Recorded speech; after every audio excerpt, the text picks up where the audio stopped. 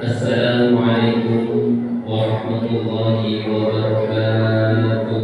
Waalaikumsalam warahmatullahi wabarakatuh. Alhamdulillah, alhamdulillahilladzi an'ama 'alaina bi ni'matil iman. Asyhadu an la ilaha illallah wahdahu shammada lam yalid wa lam yulad wa lam yakul lahu kufuwan ahad. Wassalatu wassalamu ala asyrafil anbiya'i wal mursalin, imamil muttaqin, sayyidil qulubil muhtadin, wa ala alihi wa ashabihi al-mujahidin al-qahirin, amma ba'du. Yang saya muliakan tokoh agama, tokoh masyarakat, wabil khusus Bapak Kepala Desa Endolong Putih, saudara-saudaraku, Ustaz Muhammad Tahir, orang kami, ada Bapak Hadirin Budahima, Bapak Amir, Subhanallah, Amin Biyokur, dan mungkin masih banyak yang tidak ada kami sebutkan satu persatu. Adik-adik sekalian, terutama ibu-ibu majelis taklim di Desa Endolong Putih yang sama-sama berbahagia. Alhamdulillah, sore hari ini kita bergembira bisa merayakan menyambut kelahiran baginda Nabi Muhammad SAW di Masjid Baru Maryam di Maryam. Kenapa kita harus bergembira? Memang syariatnya gitu. Allah berfirman, "Qul bi fadlillahi wa bi rahmatihi falyafrahu."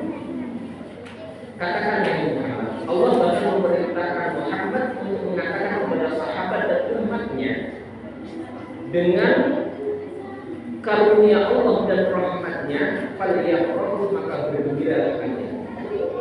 Yang dimaksud rahmat Allah itu adalah lahirnya baginda Nabi Muhammad sallallahu alaihi wasallam. Maka kita memperingati Maulid itu kalau satu tahun satu kali, Rasulullah memperingatinya satu minggu sekali. Ketika hari Senin ditanya, data yang Maulid itu hari Senin adalah hari kelahiran. Dan memang kelahiran Rasulullah itu adalah suatu peristiwa yang sangat mulia, sehingga Allah Subhanahu wa Ta'ala memberikan buktinya atas kelahiran baginda Rasulullah itu dengan kejadian-kejadian yang luar biasa.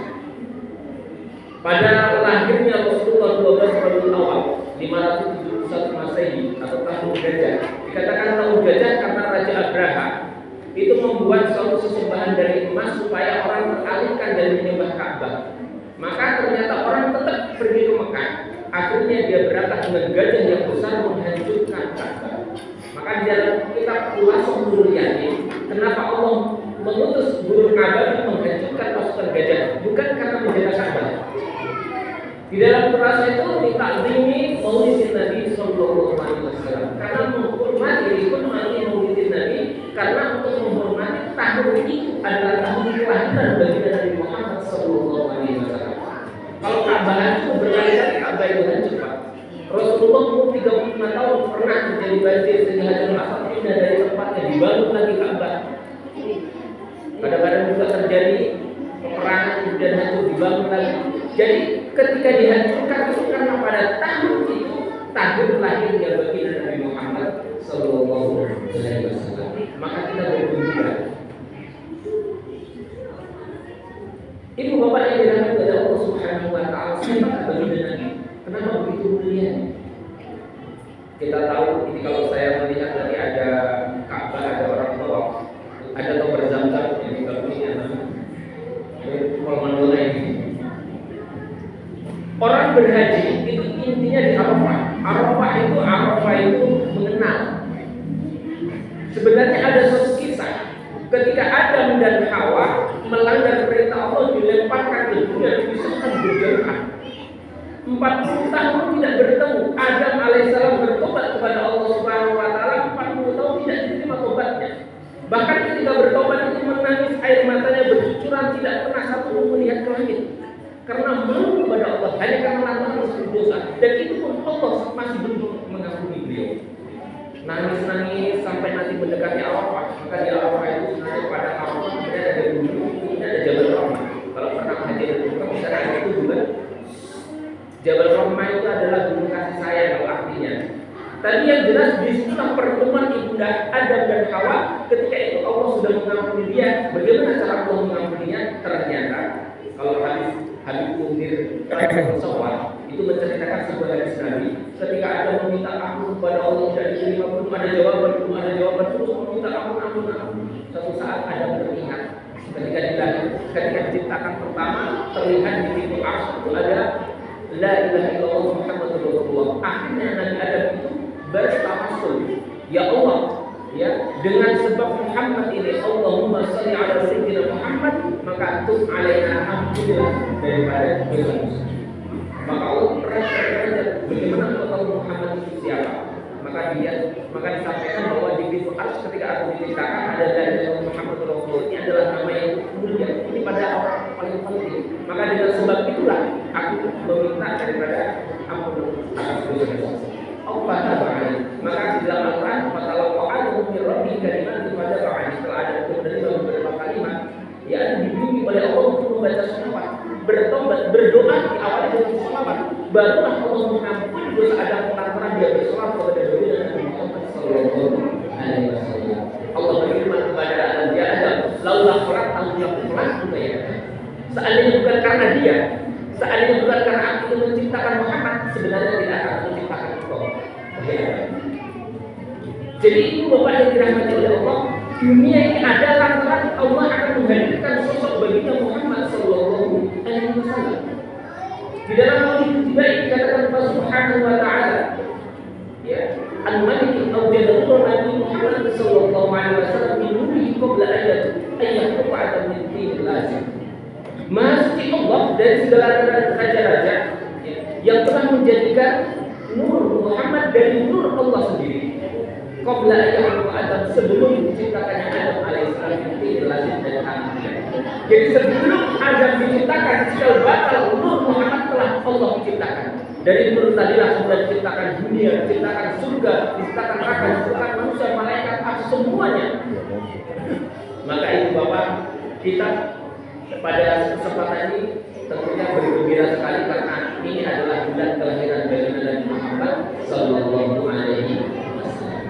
Terus sekarang kalau kita gembira seperti ini, apa fadilahnya? Apa keutamaannya? Jangan sampai kita hanya rutinitas saja, kita sekarang musuhnya Malik, kita bikin Malik. Itu Bapak, kita kenal ada satu paman Nabi yang paling jahat, yaitu Abu Lahab. Abu Lahab itu saking jahatnya masuk ke dalam neraka, disiksa oleh Allah Subhanahu wa taala, dicap di dalam Al-Qur'an tabbat yada abi lahab wa tab. Kalau Al-Qur'an sudah berkata seperti itu, sudah tidak ada selamat orang. Karena sudah Al-Qur'an menetapkan celaka kedua tangan Abu Lahab dan Fatimah. Tetapi ibu bapak, setahun setelah kematian Abu Lahab itu mati ketika perang Badar. 1 tahun setelahnya, seorang sahabat paman Nabi yang lain yaitu Abbas, begitu juga Ibnu Abbas, yang satu juga Mughirah yang tabi'in. Tiga-tiganya pernah bermimpi bertemu dengan Abu Lahab bin Shaul setelahnya. Ketika bermimpi ditanya, bagaimana keadaan Abu Lahab? Abu Lahab berkata, ya, keadaanku seperti kalian disiksa siang dan malam. Kecuali ketika hari Senin Allah meringankan siksa, lantaran pada hari Senin itu aku pernah bergembira atas kelahiran anak saudara Abdullah bin Muhammad dan aku merdeka sesuai bahasa Islamiyah. Lantaran itulah Allah Subhanahu wa taala meringankan kasih. Kalau orang kafir, orang paling jelek, orang paling musuh Allah saja masih diberikan rahmatnya, lantaran dia bergembira atas kelahiran baginda Muhammad, maka bergembira dengan kita. Maka layaklah Allah Subhanahu wa taala ya menjadikan innallaha wa malaikatahu yusholluna 'alan nabi. Desa menyebutkan sesungguhnya Allah dan malaikatnya bersolawat. Ya ayyuhalladzina amanu ya orang beriman, sallu 'alaihi wa sallimu taslima. Kita diperintahkan untuk bersolawat bagi Nabi Muhammad sallallahu alaihi wasallam. Apa utamanya? Man shalla 'alaihi sallallahu alaihi wasallam. Barang siapa bersolawat kepada, maka Allah akan bersolawat kepada orang tersebut 10 kali. Luar biasa balasan Allah bagi kekasihnya yang disebut-sebut. Jadi Muhammad sallallahu alaihi wasallam adalah kekasih Allah Nabi yang paling mulia, orang-orang yang paling tinggi akhlaknya, dan dia sosok yang memang dinanti-nantikan. Ini maka diriwayatkan ada riwayat Nabi terdahulu ini menjadi nabinya Allah katakan sudah aku tentukan nabinya. Kalau dulu jadikan umat yang telah aku tentukan. Nabi Ibrahim sudah minta kepada Allah Rahman. Tapi Nabi Ibrahim hanya diberikan nama akan disebut oleh umatnya. Maka kita tanya ada wasiat salawat Ibrahimnya. Kemudian nabi-nabi yang lain meminta karena sakit utamanya Nabi Muhammad dan sakit utamanya Muhammad bagi Muhammad. Sehingga apa? Hanya Nabi Isa saja yang kemudian dikabulkan oleh Allah. Nanti kelak di akhir zaman turun bukan menjadi nabi lagi, tetapi ingin menjadi umat Muhammad Sallallahu Alaihi Wasallam seperti kita. Maka kita ini tidak minta, tidak nyangka tiba-tiba kita lahir setelah Rasulullah diutus, berarti kita umat Muhammad Sallallahu Alaihi Wasallam. Apa keutamaan umat Muhammad? Umat Muhammad haram surga para nabi-nabi terdahulu sebelum Rasulullah masuk, barulah nabi. Dan diharapkan surga bagi umat-umat terdahulu sebelum umat Rasulullah masuk semuanya ke dalam surga. Jadi kita ini umat yang paling pertama masuk ke dalam surga setelah Nabi Muhammad. Baikkan, datang paling akhir zaman umurnya pendek-pendek 60-70 tahun, umat terdahulu sudah 100 tahun masih Nabi dulu 1000 tahun. Tetapi kita nanti masuk juga lebih dulu lantaran kita menjadi umat yang disayang oleh Allah Subhanahu wa taala, menjadi umat Nabi Muhammad sallallahu alaihi wasallam. Dan yang paling terpenting, kenapa kita memperingati Maulid? Kita biasanya kalau di kampung-kampungnya ada terbangan itu membaca Maulid baik, membaca sholawat banyak membaca sholawat itu kita supaya nanti banyak mendapatkan syafaat Rasulullah sallallahu alaihi wasallam. Syafaat itu apa? Pertolongan. Bapak Ibu, kalau kita mau masuk di dalam sini, kita lihat amalan kita. Saya tahu bagaimana sholat kita, dalam sholat masih ingat tangannya di sini, bagaimana di luar sholat masih ya, banyaklah yang kita lalai dan lain sebagainya. Kadang kemaksiatan juga, kadang kita ini bahkan korupsi juga kadang-kadang, kita ini korupsi waktu. Tetapi Bapak Ibu, ada satu harapan bagi umat baginda Muhammad yang cinta kepada Nabi Rasulullah adalah syafaat. Syafaat itu adalah orang-orang beriman yang harusnya masuk surga, tetapi lantaran dosa-dosanya dia harus dimasukkan ke dalam neraka. Tetapi Rasulullah akan menjaga di pintu surga supaya umatnya diberikan syafaat. Karena itulah akhirnya orang tersebut tidak jadi masuk ke dalam neraka, langsung masuk ke dalam surga diselamatkan oleh Allah Subhanahu wa taala. Siapa adalah umatnya yang paling banyak bersolawat kepada Nabi Muhammad sallallahu alaihi wasallam. Jadi syafaat itu banyak, ada syafaat ahli Quran bisa 10 ahli keluarganya diberikan syafaat, itu harus ada di antara keluarganya Muhammadiyah. Ada syafaat ahli ilmu ulama, dia memiliki dengan derajat ketinggian keilmuannya masing-masing, dia akan memberikan sama kepada santri-santrinya, kepada murid-muridnya. Tetapi Rasulullah SAW akan memberikan syafaat kepada umatnya dengan doa yang nanti diajarkan oleh Allah Subhanahu wa taala di yaumul qiyamah. Doa ini masih rahasia, Rasulullah masih belum mengetahui. Tapi kelak akan sehingga menyebabkan Allah akan mengambil jihad gayung, ibaratkan air diambil dengan jihad masuk surga yang harus dimasuk ke dalam neraka. Karena orang beriman pasti masuk surga. Semua kita orang beriman pasti masuk surga. Kalau kafir pasti masuk neraka. Tidak ada namanya orang kafir, orang musyrik itu masuk surga, dia langsung masuk neraka tanpa perang langsung, tanpa ditanya-tanya. Tetapi orang beriman ada yang langsung, ada yang direct. Yang direct itu masalahnya apa? Ditanyalah bagaimana hubungan hubungan ada ini, bagaimana amalannya, bagaimana masih ada hutang atau apa. Ini semua yang membuat kita lama. Tetapi karena kita itu umat Rasulullah, diampuni oleh Allah Subhanahu wa taala, diberikan syafaat, akhirnya masuk ke dalam surga tanpa harus singgah-singgah ke dalam neraka. Itu harapan kita. Maka alhamdulillah kita bergembira Maulid Nabi ini bukan perkara yang dikatakan orang bid'ah, bukan. Ya kalau saya yang bid'ah itu bid'ah, karena Al-Quran menyatakan sudah bergembira kita merayakan dengan silaturahmi kumpul dengan majelis ilmu seperti ini. Masya Allah, majelis ilmu jangan dikatakan sepele. Allah menurunkan Nabi Rasul itu hanya untuk ini, Pak. Kumpul-kumpul, cerita agama, cerita tentang Allah, cerita tentang akhirat, selesai. Kumpul lagi di masjid, kumpul lagi di sana bersama para sahabat. Karena memang tujuan kita dihadirkan oleh Allah ke dunia ini seperti itu.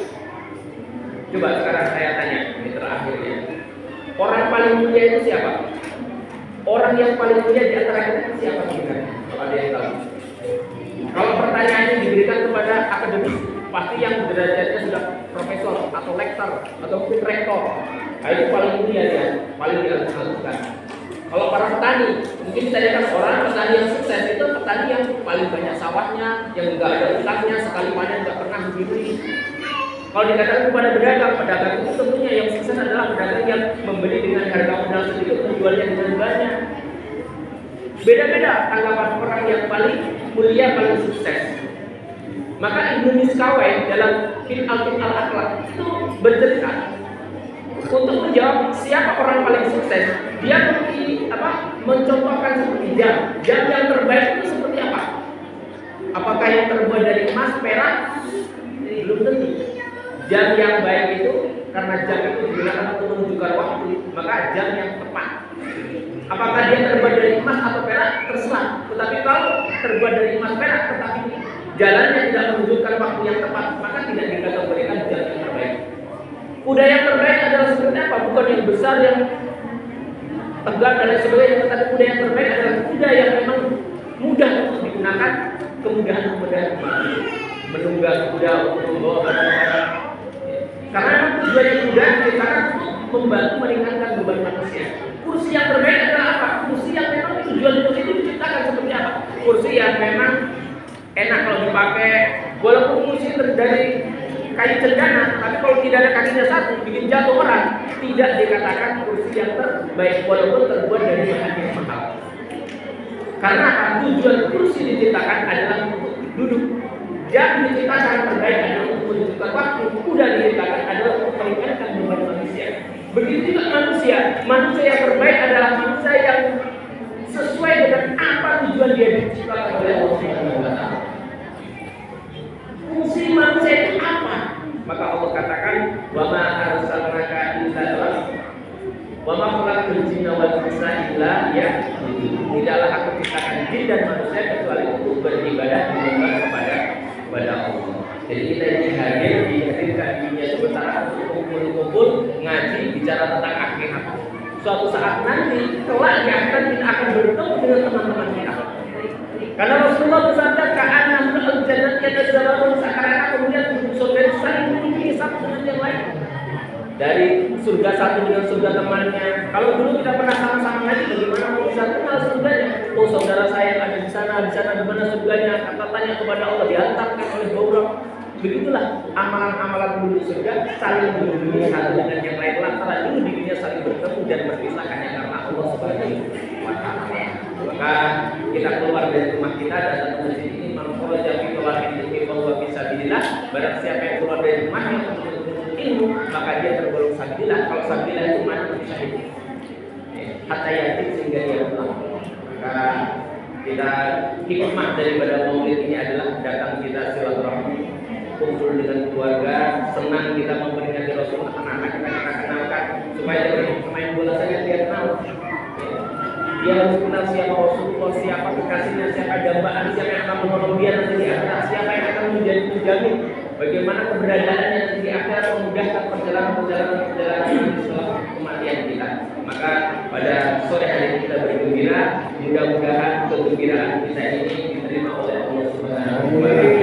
Yang dilipat gandakan oleh Allah Subhanahu wa Ta'ala.